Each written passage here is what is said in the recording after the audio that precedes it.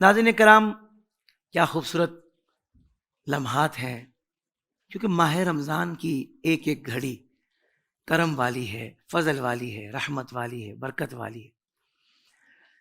یعنی کہ 11 مہینے گزارنے کے بعد جب ماہ رمضان آتا ہے تو ایک مومن مسلمان کو یعنی کہ لپڈ پروفائل کرنے کا موقع مل جاتا ہے روحانی طور پر. ایک تو جسمانی ہوتا ہے نا، ایک روحانی ٹیسٹ ہو جاتا ہے کہ بھائی وہ کہاں کھڑا ہے. اللہ اکبر. روزہ صبر کا درس دیتا ہے. اللہ اکبر. جب بندہ بھوکا پیاسا رہتا ہے اللہ کے لیے تو اسے لوگوں کی بھوک اور پیاس کا بھی احساس ہوتا ہے، تو پھر ظاہر بات ہے کہ ایک رحم دلی بڑھتی ہے. اور ماہ رمضان میں صدقہ و خیرات بڑھ جاتا ہے، لوگ کرتے ہیں، دل کھول کر کرتے ہیں، تو اس سے مال کی طمع، لالچ اور جو حرص و ہوس ہوتی ہے نا، وہ بھی کسی حد تک، کافی حد تک دور ہو جاتی ہے. اور بندہ جب اللہ کی بارگاہ میں، اللہ کی راہ میں خرچ کرتا ہے، اللہ کے لیے خرچ کرتا ہے، اللہ اکبر، اس کی ایک ٹریننگ ہو جاتی ہے. میرے بندے، یہ مال میں نے تجھے عطا کیا ہے، تو میرے ہی بندوں پر خرچ کر اور میرے ہی دیے ہوئے مال میں سے کر. سبحان اللہ، سبحان اللہ، اللہ اکبر. خیر خواہی کا جذبہ بڑھ جاتا ہے.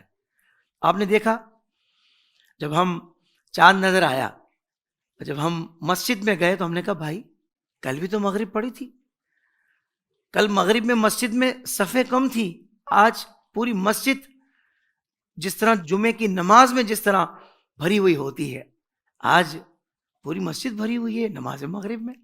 کیا جذبہ. اللہ اکبر.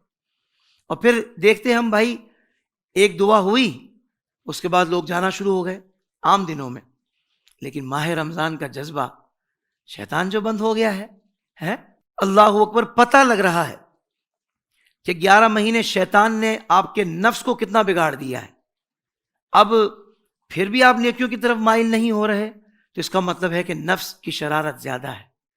لیکن ہم نے دیکھا ہے وہ جذبہ کہ لوگ اب بیٹھے ہوئے ہیں، سنتیں نوافل پڑھنے کے بعد بھی بیٹھے ہوئے ہیں، قرآن پاک کی تلاوت کر رہے ہیں، تسبیح کر رہے ہیں، اللہ کی حمد بیان کر رہے ہیں، اللہ کی کبریائی بیان کر رہے ہیں. سبحان اللہ.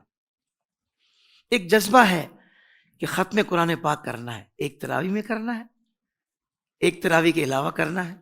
اللہ اکبر.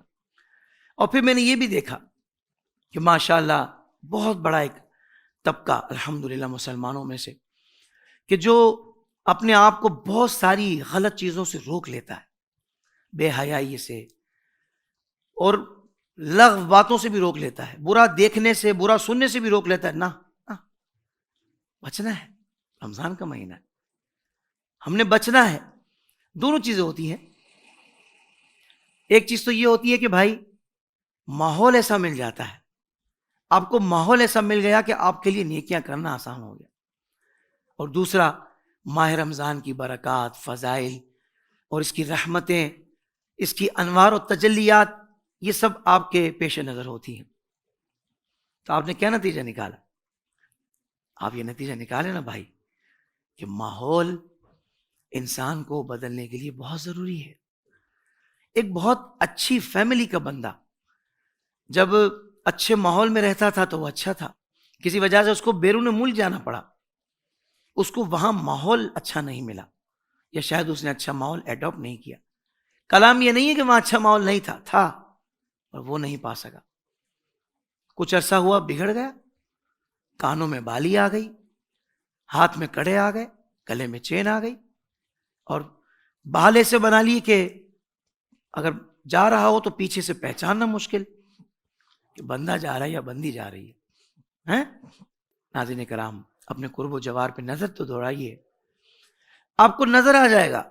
آپ کا بہت قریبی رشتہ دار بھی ہوگا نا، خون تو آپ ہی کا ہے، خونی رشتہ ہے، مگر صرف اچھے ماحول کی وجہ سے اس کے شب و روز آپ سے بہت مختلف ہیں. وہ جب صبح اٹھتا ہے تو فجر کی نماز پڑھنے کے لیے مسجد میں جاتا ہے، اپنے رب کی بارگاہ میں سر بسجود ہو کر شکر ادا کرتا ہے، مولا تیرا شکر ہے، تو نے آج کی صبح مجھے اپنی بارگاہ میں جھکنے کی توفیق عطا فرمائی. ذکر و اذکار کی توفیق عطا فرمائی، یہ لمحات عطا فرمائے.